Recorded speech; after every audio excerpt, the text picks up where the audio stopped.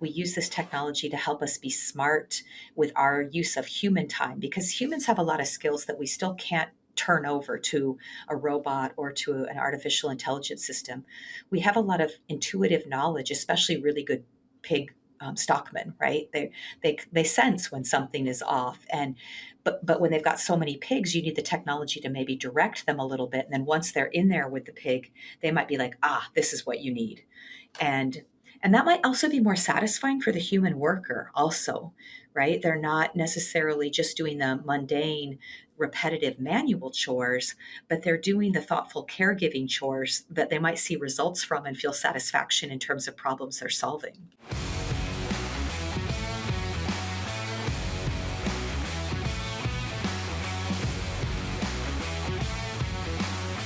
For today, with an interesting discussion with Dr. Janice Siegford, who is professor at the Animal Science Department at Michigan State University. Welcome today. Thank you for having me. As first question I would have is, as professor in animal behavior and welfare, what got you interested into precision livestock farming technologies? It really all came about because I wanted a way to observe animals continuously without disturbing them, no matter what conditions they were in. And part of this was prompted because I was doing a project on beef cattle out in the field. And some days it was rainy and I couldn't see through the binoculars to find the calves. Sometimes they were hiding behind hills. And of course, I could only really observe them during the light. And also, all of them were black calves. And so they all looked identical unless I painted them fluorescent colors. So I really wanted technology that would help me have these insights into what they were doing, when they were doing it, who they were doing it with, but that didn't rely on me having to do it, my shortcomings, maybe as a human trying to get insight into what they were doing. So it really all became an interest to me because I was really hoping for more tools to use for my own research questions. And then it kind of spiraled from there into, ooh, how could we use this on farms to help overcome sometimes our low human to animal ratios and still know and treat these animals like individuals?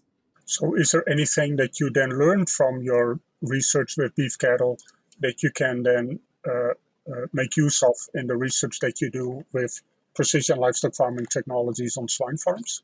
In some ways, yes, right? Because the tools I was using initially were things like pedometers, which can be used with a variety of different species. And you kind of get a sense of the limitations in terms of having to calibrate for individual animals and their stride length, for example, or the kinds of wear and tear they're going to put on a device, or where physically you need to attach them so that they don't injure the animal, but also don't come off. Or when the calf stands in the mud puddle, you really need to make sure it's waterproof. And I have to say, cows are easier on their devices than pigs are. So not everything translates easily from cattle to pigs. And the differences in anatomy and their ability to bite things, pigs, and crush things is superb. No one can top a pig in terms of destroying an object. So then, when you then look at the technologies that you've been using, what are some of the concerns with these technologies on swine farms? Definitely the ability to scale it. You know, if I only have to have pedometers on 20 pigs, I can pretty easily make sure they're all still working, go replace batteries if I need to. But if you really want technology that's going to let you see what all animals doing are doing on a farm of 5,000 or more, it really needs to be something that is much more hands free. It needs to be something that you can monitor or that will self correct more easily, and that is not going to create an astronomical workload for the producer because the whole idea on their side really is to have it help them, not cause them additional tasks to do. Yep. So then, when you have, I presume sometimes you have pigs in groups, is there a way then to prevent, or that you've learned for that they don't destroy the sensors that you're using very quickly? I mean, certainly there are some kinds of tags or attachments that work better than others, right? When we can embed really small things in existing ear tags, for example, those can be quite useful. So you could maybe have a temperature logger and an accelerometer and an RFID tag all in a fairly small, lightweight ear tag. And those are getting better and cheaper. But still, there is that individual cost per tag, and you have to apply it and then perhaps remove it also later to make sure that you can either reuse it or it doesn't go into the food system.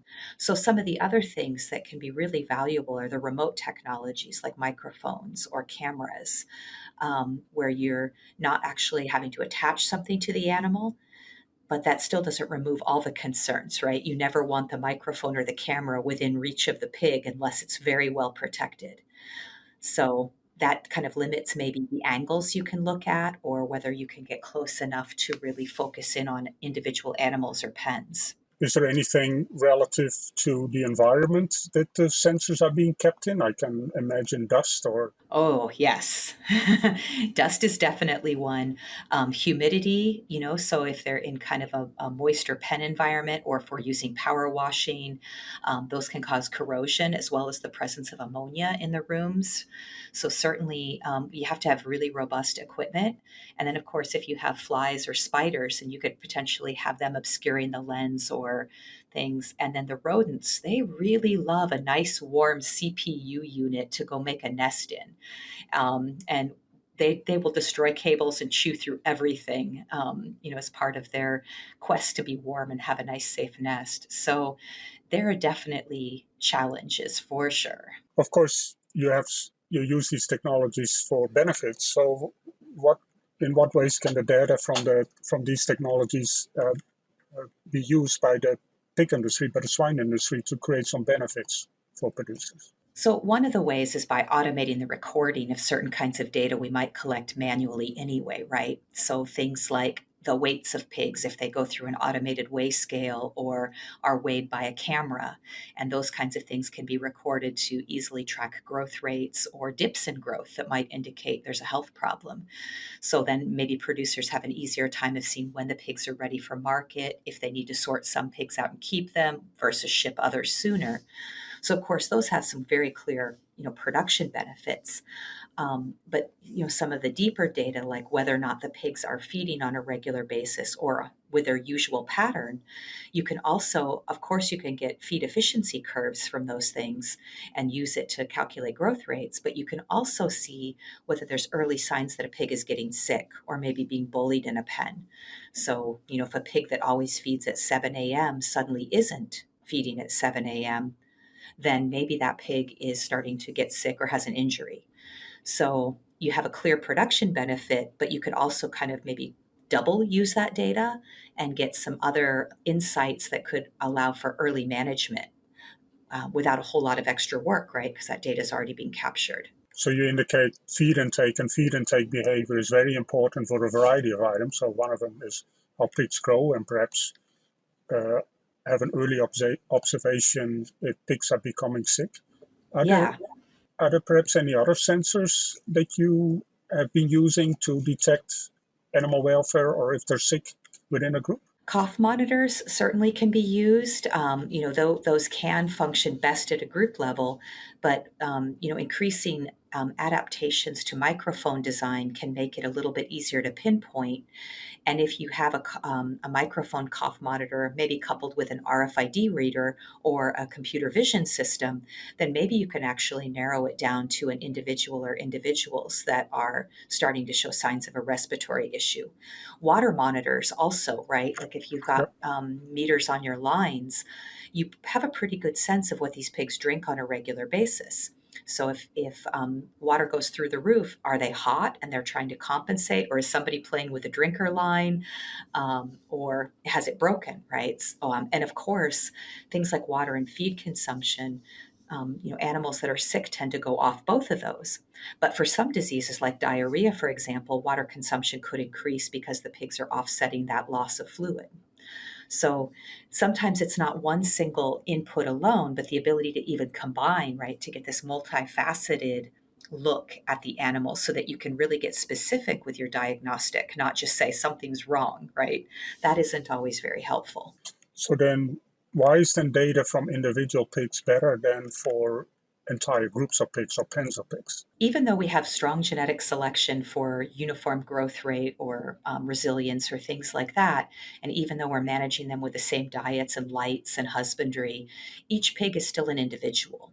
And it could be even something as simple as a variation in temperament that makes this pig a bolder pig that's willing to go to the feeder. And another pig, maybe it's only going to thrive in a situation where there's a lot of feeder space and it doesn't have competition. So the individual responses of pigs to things like maybe a drop in temperature or being mixed with new pen mates, um, that can mean that you maybe need to intervene with in different ways with these pigs, or that certain pigs might be more susceptible to being sick than others. So if you're just looking at the average of the pen, you're capturing a lot of pigs, but the most important ones to detect might be the ones on the lower tail that are having poorer responses. And so that individual monitoring might allow you to identify them better, more efficiently, and maybe regroup them or provide extra feeding spaces or something along that line that can allow everybody to thrive better. Yep. So then, with the technologies you highlighted, ear tech technology as sensing is important. You also indicated feed and water. Uh, is there also opportunities to actually have sensors built in right in the feeder to make observations? And certainly, like electronic sow feeding units, they're a good example of some of the things that you can detect, right? Because it's very easy to fit a stall with an electronic ear tag, and then of course a weigh scale on the feed to measure her consumption, or a weigh scale under her feet to measure changes in her growth. Um, but you could also put like a thermographic camera in there to maybe take a reading of her temperature or to body condition score her, which might even be more important than perhaps absolute weight. Um, or if that RFID tag and the feeder are coupled together and you have a bit of pedometer function, are they moving as much as normal? And you could download that data passively when they're in the sensing area rather than having to have a battery operated sensor, which can be heavier, more costly, and require recharging or replacement of the battery.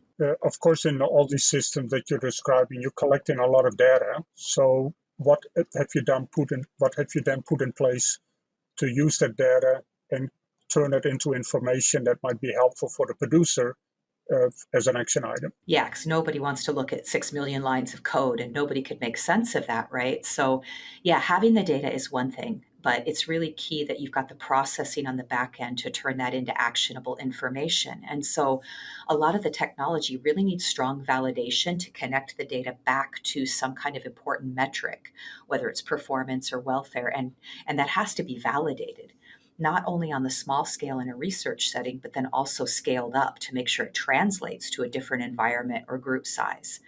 And then once you kind of know the meaning, you have to figure out a very efficient and understandable way to share it with the producer. So thinking about that user interface of the device in terms of, is this sensible to the producer? If this alert pops up, does it also indicate an action for them to take? Or and have you set the alert at the right threshold so that you don't get a lot of false alarms, which then just lead to ignoring the information because it's overwhelming. So yeah, there has to be a lot of attention paid to that phase of it, and I really think that working with producers and having them help refine that process is really important to make sure that it really does deliver things that they need, can use, and make sense. So, is then some of the technologies you work with strictly computer based, or are you also working on turning that information onto their as one or the other signal on their smartphone? Definitely being able to use stuff on portable devices like tablets or on smartphones is key, I think. And ideally, you'd want integrated platforms, right? Not just this technology on this app and this technology on this app, but the most powerful solutions are going to be the ones that really have a common interface. And, maybe you have plug and play elements that you can customize and put together so that, yeah, you have this integrated swine management platform that, has all of this data that you need to see and how it's combining. Of course, right now we're in this growth phase where we have a lot of startups or a lot of independent companies. And so you kind of have this proliferation everywhere, and it's not always clear what's going to rise to the top and survive.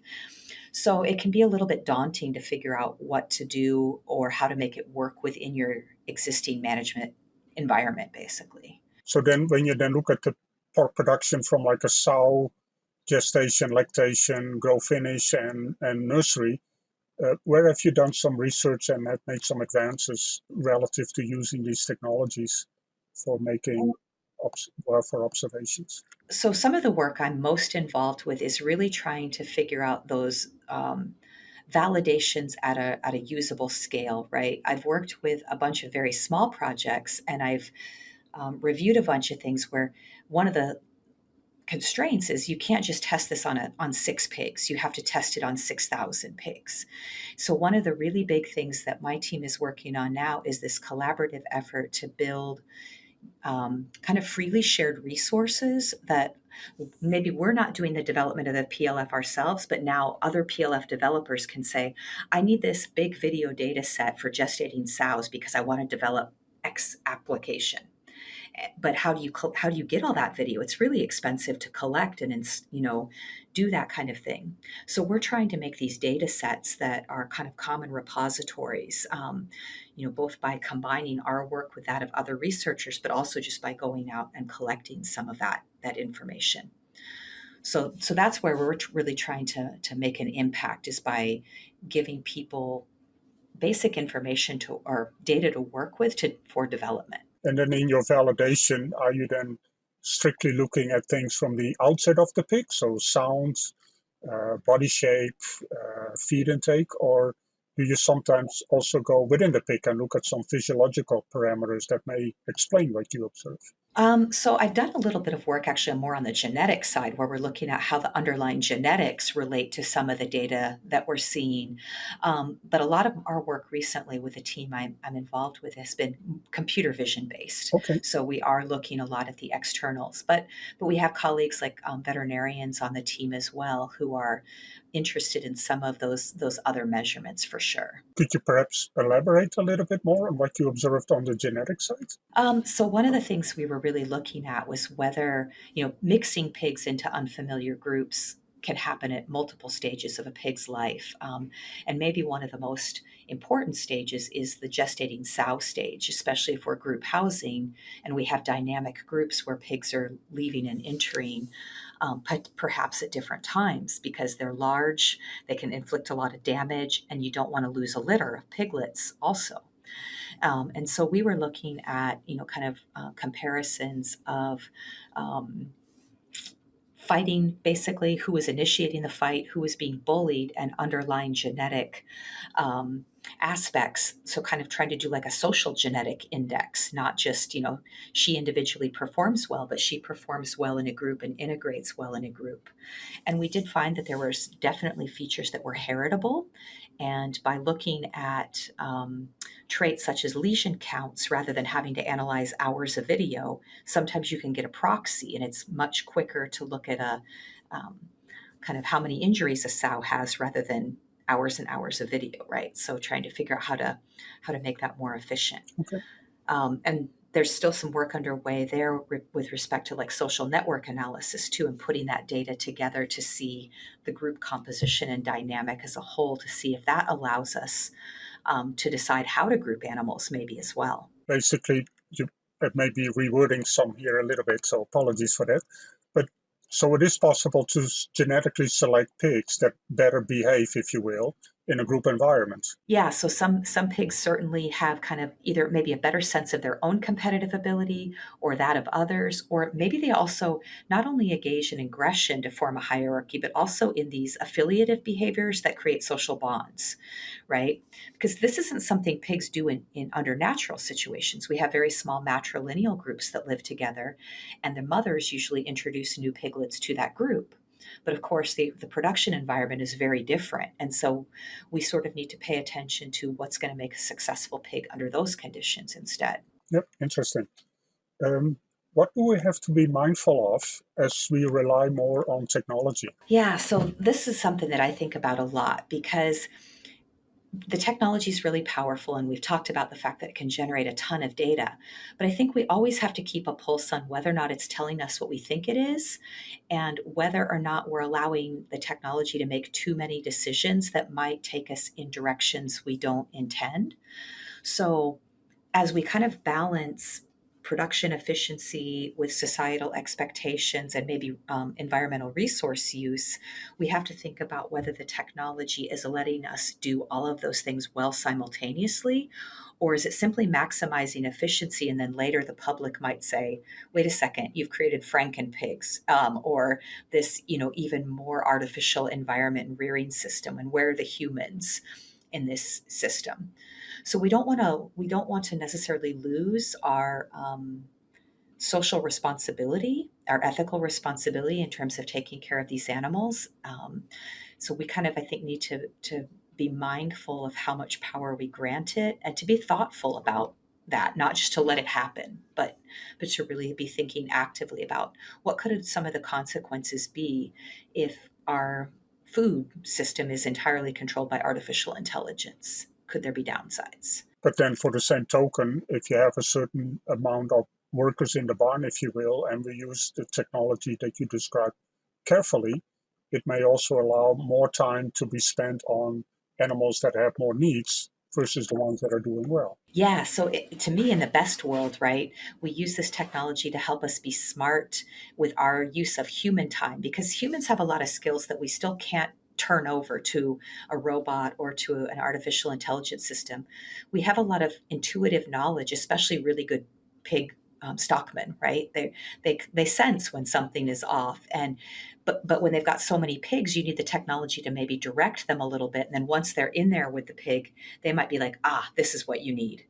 And and that might also be more satisfying for the human worker also, right? They're not necessarily just doing the mundane repetitive manual chores, but they're doing the thoughtful caregiving chores that they might see results from and feel satisfaction in terms of problems they're solving. And then, particularly with your technologies, if you put the settings right, like have positives when they're really positive, and now that pig or group of pigs need extra attention, that might be a rewarding exercise then as well for the person doing the work. Yeah, and then when they see that response, right? Yeah, they made the intervention, and then they can monitor it and see hopefully this uptick in terms of everybody's feeding again good. Everybody's not lame anymore. The coughing has stopped.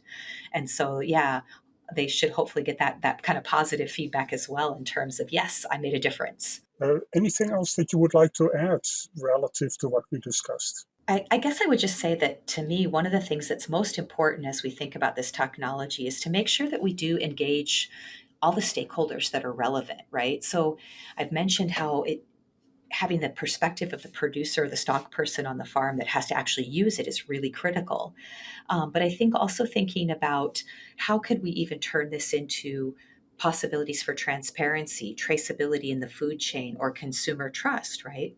Are there ways that some of what we find here could be used to showcase the good work that pig producers do in caring for their animals, to build kind of a story of positive care, and letting certification organizations say, hey, now we have 24/7 welfare data, not just once a year certifications.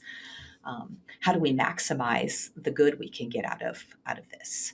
Yeah, interesting, because certainly, of course, relative to people who are not working in a swine barn, we have biosecurity concerns. So Hmm. it's not that we're trying to keep people out from a transparency perspective, perhaps, but biosecurity is now a tremendous risk. But some of Right. the camera technologies that you described may perhaps be a tool that can be used to be more transparent.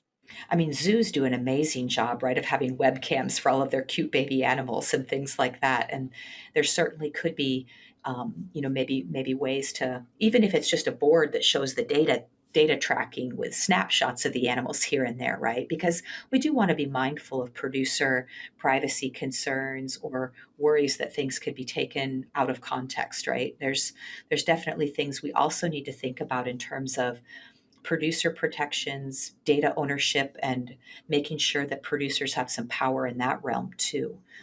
But yeah, I think there could be unintended good things that happen if we think about this holistically. Thank you. Yeah, thanks for those additional comments. It's time for our famous three.